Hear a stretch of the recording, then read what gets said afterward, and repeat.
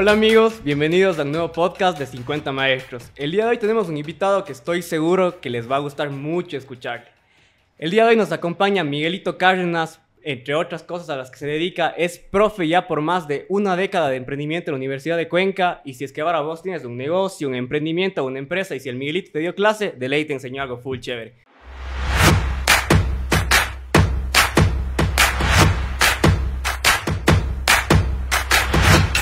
Miguelito, ¿cómo está? Muchas gracias, David. Gracias por esta invitación y vaya, honrado con semejante presentación. Listo para compartir con ustedes y sobre todo, como yo digo, siempre hablar desde el corazón. Creo que eso es lo más importante. Chévere, Miguelito. Aprovechando lo que usted nos dice, hablar desde el corazón, quisiera contarles mi experiencia en la clase del Miguelito. Me acuerdo que estudiando la dual, siempre los profes venían con exámenes full cargosos al final del ciclo, pero el Miguelito llegó un día y nos dijo: bueno chicos, el día de hoy con 60 centavos de inversión, botellas de plástico recicladas y su creatividad tienen que vender todo lo que pueda. Para no hacerles el cuento largo, con mi grupo de trabajo, con botellas recicladas sacadas de la basura y 60 centavos de hilo, pudimos invertir en unos collarcitos que vendimos en la universidad y vendimos más de $20 en aproximadamente media hora. Puede que parezca un ejercicio full simple, pero eso me enseñó tanto a mí como a mis compañeros que con creatividad, habilidades blandas y trabajo en equipo se puede lograr muchas cosas sin un gran presupuesto. Entonces, en torno a esto, Miguelito, yo quería preguntarle, uno cuando es niño sueña con ser futbolista, aviador, en mi caso hasta astronauta. ¿Cómo fue usted en su proceso, en su niñez, en su juventud, para darse cuenta que usted quería dedicarse a esto del emprendimiento y ser profe de emprendimiento? Bueno, eso es muy anecdótico. Nunca quise ser profesor. Anticipo eso, ¿no? Vengo de una familia en donde son profesores. Mi padre fue profesor por más de 50 años en la primaria y mi papi era una persona entregada 100% a su vocación como educador. O sea, él pasaba de lunes a domingo en su escuela, ¿verdad? Entonces, claro, para mí como hijo era, bueno, esto de ser profesor te quita mucho tiempo y además mi papá no está conmigo. Entonces, creo que realmente a mí el hecho de ser profesor me llegó por vocación, soy muy honesto. Nunca me lo planteé, o sea, nunca de niño. Yo, de hecho, de niño quería ser aviador. Esa era mi ilusión, ¿verdad? Pero el emprendimiento creo que llegó en el momento justo a mi vida. Yo tuve la oportunidad de hacer el primer diplomado en emprendimiento e innovación que se dio en el Ecuador y se dio en la Universidad de Cuenca, particularmente en la Facultad de Ciencias Económicas y Administrativas, junto con la incubadora de empresas que existía en ese momento, Impulsar. Entonces, fue un flechazo, es decir, yo vi la promoción de eso y dije, yo tengo que hacer, aunque no tenga nada que ver con mi carrera de base. Yo soy psicólogo del trabajo. Entonces, cuando propuse eso en casa, pues claro, decir, bueno, y como que esto no va con lo que tú formaste y demás. Entonces, a partir de ahí me involucré en el tema del emprendimiento y la innovación. Y ahí entendí que el emprendimiento no es hacer empresas solamente. El emprendimiento definitivamente es un modo de vida. Entonces, eso fue lo que marcó ese proceso de formación. El emprendimiento es una forma de ver la vida. El emprendimiento es como tú te levantas todos los días y afrontas los problemas que tienes. Y eso es algo que siempre trato de transmitirles a todas las personas que están en los cursos que he tenido la dicha de poder impartir en torno a la temática del emprendimiento. Qué chévere, Miguelito, que usted haya sido uno de los primeros en tomar ese seminario en el Ecuador. Me imagino que fue hace varios años y como usted sabe, el emprendimiento se trata de innovación. Mi pregunta es, ¿cómo o qué aprendió usted hace tantos años en ese primer seminario de emprendimiento que le dejó tan marcado? Primero esto, ¿no? Entender que el emprendimiento es una forma de vida. Eso definitivamente fue. Y lo segundo, entender que la innovación no está ligada a procesos demasiado elaborados, porque generalmente cuando hablamos de innovación pensamos nosotros que eso tiene que ver con alta tecnología, ahora con la irrupción de las inteligencias artificiales y demás. Y realmente la innovación lo que tiene que ser es ideas creativas que la gente las acoge. O sea, la innovación está validada no por quien la crea, la innovación está validada por quien la usa. Sí, entonces eso es sumamente importante y cuando las personas que están vinculadas o que decimos estar vinculadas a este mundo entendemos eso, nos enfocamos en que debemos solucionar los problemas reales que tiene la gente. Cuando tú solucionas un problema de ese tipo, tú te puedes decir que eres un innovador. que te apalancas en las nuevas tecnologías, que te apalancas en el conocimiento que ha generado las personas, perfecto, está bien. Pero definitivamente hay tantos problemas que están allá afuera, ávidos de ser solucionados, que es ahí donde necesitamos ese componente innovador. Entonces, esa experiencia fue la que me marcó, yo diría, con esos 3 elementos. Los 2 ya te he contado hasta ahora. Hay un tercer elemento que seguro lo vamos a tocar más adelante, pero esos 2, ¿no?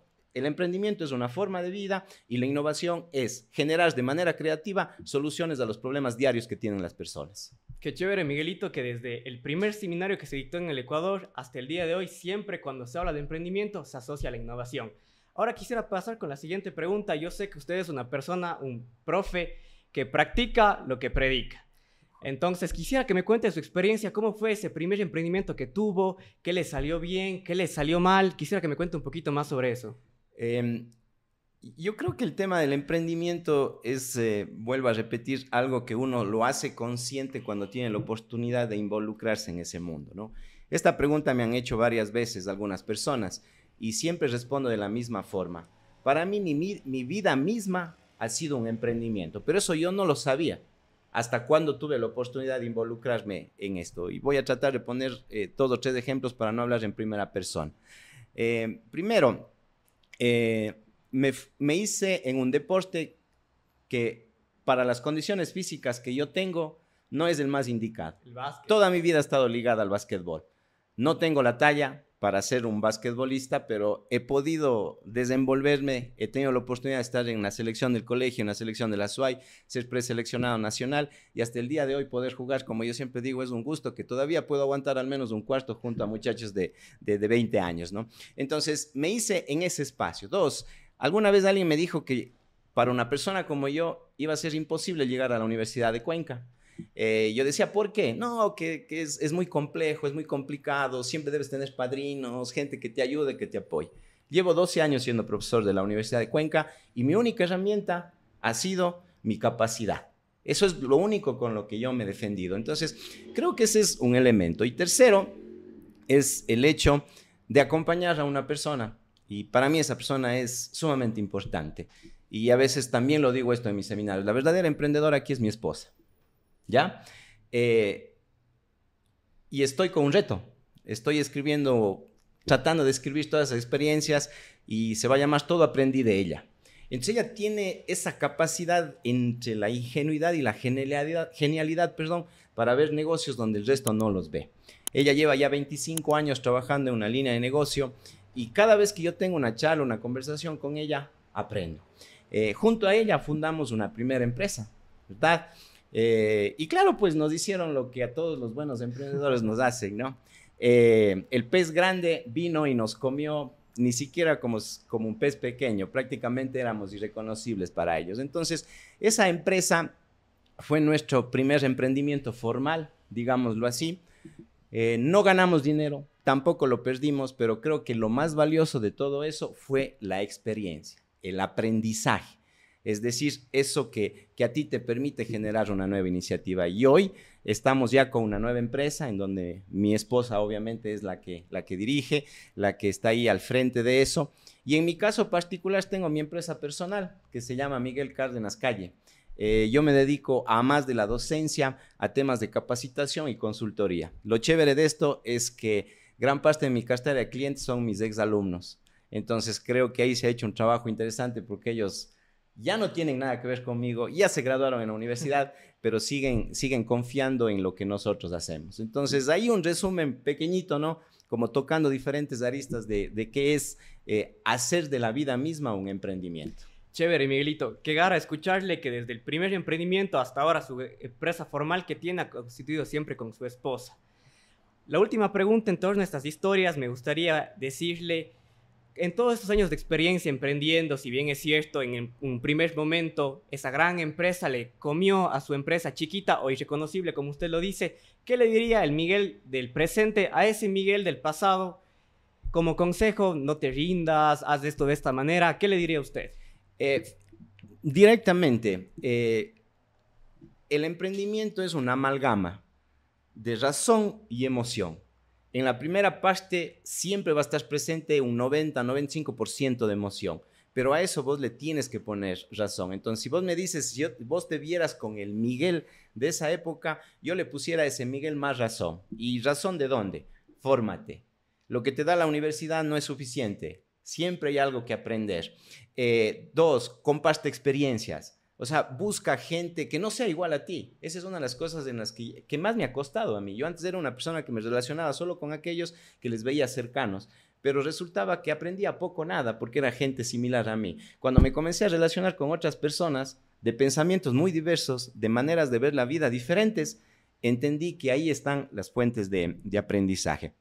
Y tercero, atreverse a hacer cosas distintas. Es decir, no solo verlas, sino tú atreverte a hacer cosas distintas. Esto que estoy haciendo ahora mismo para mí es un gran reto. Probablemente lo he pensado muchas veces hacerlo, pero no he tenido la valentía de estar aquí. Y gracias a tu invitación, hoy estoy aquí. Entonces, esas son cosas fundamentales para poder. Entonces, a ese Miguel le dijera eso. Prepárate, ponle más razón, ¿sí? Controla tu emoción, ¿verdad? Comparte con otras personas, vive nuevas experiencias. Creo que eso es fundamental. Qué chévere. Mi pregunta iba encaminada a que nos diga una lección a los jóvenes. Le hice esta pregunta porque si bien es cierto, usted al hablarle a su yo del pasado nos está hablando a los jóvenes de ahora. ¿Qué debemos hacer? ¿Cómo empezar en este mundo del emprendimiento? Y creo que con su respuesta estoy más que satisfecho. Antes de pasar a las herramientas que Miguelito nos va a contar, quiero darles la herramienta que nosotros en Ulpic estamos creando. Estamos creando una comunidad de emprendedor empresario donde todos ustedes pueden tener contenido, tips, consejos en torno a marketing, finanzas, contabilidad, temas legales y muchos más consejos empresariales. Si quieren saber cómo registrarse para obtener estos consejos, esténse atentos a las redes de Ulpic porque se viene algo muy chévere. Una vez dicho esto, Miguelito, con todo lo que hemos visto, con la lección que nos ha dado usted, yo de usted rescato de su clase que el emprendimiento siempre se maneja con propósito. Para aquellos jóvenes, emprendedores, chicos de la universidad que no han encontrado su propósito, ¿qué consejo les da? Oiga, ¿dónde compro un propósito? ¿Dónde consigo? Yo creo que esa es una de las preguntas más fundamentales y creo que también tiene que ver mucho con la parte cultural, David. Es decir, en nuestra cultura, en nuestro medio, se habla de muchas cosas en educación, pero no se habla de cosas fundamentales. Y una de ellas, por ejemplo, es el tema de que las personas sepan por qué hacen cada cosa en su vida. O sea, cada acción que uno hace, yo lo veo de esta manera. En cada acción que tú haces, vos decides si inviertes o gastas, ¿verdad? Pero esos discursos no están presentes en la mesa. O sea, generalmente los profesores llegamos, hacemos nuestra planificación, particularmente en la universidad tienes los sílabos, tu plan de clase y todo lo demás. Pero claro, esto se convierte en un proceso de reproducción de conductas nada más. Pero cuando vos te sientas con una persona y dices, oye, ¿y qué vas a hacer vos en el futuro? Ah, profe, graduarme. Ok, listo, ya te gradúas y a buscar un trabajo. Pero tú no ves la convicción en esa mirada. Entonces yo siempre pongo esta anécdota y digo, ¿ustedes saben cuál es el momento más feliz y el momento más triste de un estudiante en la universidad? Y todo es así como, no, cuando el profe me puso 0, es que me cogió copiando, sí, que esto, que el otro. El momento más alegre y más triste de un estudiante es el día que le toman la foto con su cartón y está feliz porque culminó su vida de estudiante. Y se toma las fotos con los amigos, con los panas, salen de farra y todo lo demás. ¿Sabes cuál es el momento más triste? Es cuando dice, con ese cartón bajo el brazo, ¿y ahora qué hago? Entonces eso no es justo porque le robaste 5 años, 4 años de vida a esa persona. Entonces poner estos temas, como por ejemplo el propósito de vida, no debe ser solo en universidad. Esto deberíamos estar conversando desde los peques, obviamente de una manera diferente, ¿no? Entonces, cuando vos me hablas de herramientas, la típica pregunta es, ¿no? ¿Y qué vas a hacer? ¿Y qué vas a hacer de aquí en 5 años? Como proyectándote, ¿no? ¿Para qué viniste a este mundo? Entonces, en esa búsqueda yo encontré una herramienta que me parece súper interesante, que es el Ikigai. Y el Ikigai es encontrar el propósito de tu vida. Es decir, ¿qué significa el propósito? El propósito es saber para qué yo estoy en este mundo. Todos tenemos una razón de estar en este mundo. Si vos le haces entender eso a una persona, no importa la condición que él tenga, él va a tener una perspectiva diferente. Entonces, yo les recomiendo bueno, no sé si estoy para recomendar a los chicos, pero comentarles, busquen Ikigai, tal cual como suena. De estas herramientas locas que siempre nos dan los japoneses, ¿no? Los japoneses siempre nos están poniendo en orden la vida, pero lo curioso de ellos es que todo lo hacen desde la experiencia, ojo, ¿no? O sea, Ikigai surge desde la experiencia, en la isla de Okinawa, sobre todo, cuando se dieron cuenta de que por qué la gente vive más tiempo con esas condiciones de vida, porque buscaron otros lugares que tienen iguales condiciones de vida, pero la gente tenía un menor norte de vida. Cuando les analizaron a ellos, la única diferencia que hacían no era el clima, no era la comida, sino era que las personas de ese pueblo, de ese lugar, de esa isla en particular, todos compartían, tenían un propósito. Entonces, para vos encontrar tu propósito, junta estos 4 elementos. Piensa en lo que amas. ¿Qué es lo que realmente mueve tu corazón? ¿Qué es lo que te hace esa sensación que vos tienes cuando ves a la chica, al chico que te gusta? O sea, eso, ¿no? Eso que vos dices, no le paro bola a mi taita, a mi mamá, yo este rato me voy. ¿Por qué? Porque me encanta jugar básquet. Voy a poner mi ejemplo, ¿no? Entonces, lo que amas. Pero también tienes que pensar en lo que, para qué eres bueno. Porque claro, yo puedo amar el fútbol. Claro. Yo me puedo visualizar como Lionel Messi, pero si tú me pones en la cancha, ¿estás seguro? En 2 patadas me van a sacar. Entonces, uno también tiene que preguntarse, ¿para qué soy bueno? Y esa es una de las cosas que los chicos poco conocen, David. El sistema les ha enseñado, vuelvo a repetir, solo a hacer cosas que lo que quiere el sistema educativo, pero no a descubrir sus propias herramientas, ¿no? Entonces, es sumamente importante. Lo tercero es por lo que me pagan. Es decir, ¿qué de mis habilidades, de lo que yo tengo, alguien me puede pagar a mí? O sea, ¿qué me podría generar recursos? ¿Verdad? Y la cuarta, que este es donde se hace diferencia el Ikigai con las otras herramientas, es lo que tiene que ver con lo que el mundo necesita. Es decir, entender que nosotros no vivimos solo, si estoy hablando acá en Cuenca, con esta bella mirada que tenemos acá, de esta maravillosa ciudad, sino entender que esta maravillosa ciudad es parte de un todo. Entonces, creo que ese es lo poderoso de esa herramienta, porque te hace descubrir desde esas 4 perspectivas cuál realmente es tu propósito. Muy interesante, Miguelito. Yo, de hecho, he hecho el Ikigai y es una herramienta que, a mi parecer, es muy efectiva. La siguiente pregunta, Miguelito: una vez que encuentro mi propósito, tengo ideas creativas, tengo las ganas, pero tengo el miedo al fracaso, al que dirán, ¿qué puedo hacer? Simple. Desahuévate. Eso es todo. Yo siempre quise ser diferente en mi vida. No por ser mejor a nadie, sino porque siempre quise hacer las cosas de manera distinta. Siempre quise algo mejor. Mis padres me dieron a mí una infancia inolvidable. A mí nunca me faltó un plato de comida, tenía mi propia casa, tenía un montón de amigos en mi barrio. Yo vivía en un barrio chévere de Cuenca, Banco de la Vivienda, Totoracocha, un barrio popular. Entonces, mis padres me dieron todo, pero yo siempre quería algo mejor para mí. Pero para poder hacer ese algo mejor, yo tenía que hacer algo distinto. Todos mis amigos jugaban al fútbol. Yo comencé a jugar básquet. ¿Sí? En mi familia, la mayoría son doctores, médicos, odontólogos. Yo soy el único psicólogo y encima del trabajo que está en mi familia. Entonces, yo siempre les he dicho a mis estudiantes y todo, yo he hecho de lo que me ha dado la gana en mi vida, ¿verdad? O sea, le perdí miedo a que mi papá, por ejemplo, esta es anécdota, mi papá el día que yo me gradué, cuando estaban todos reunidos ahí, me felicitó porque yo me había graduado de ingeniero.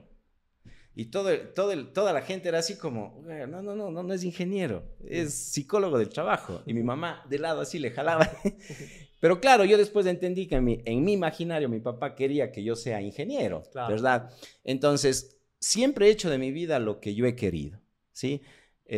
Cuando le pedí a mi papá, a mi mamá que vayamos a pedir la mano de mi esposa, mis papás tenían la esperanza hasta el último momento que yo diga que no va a haber esa conversación. Entonces yo cogí y les dije, bueno, ¿se van conmigo o me voy yo solo?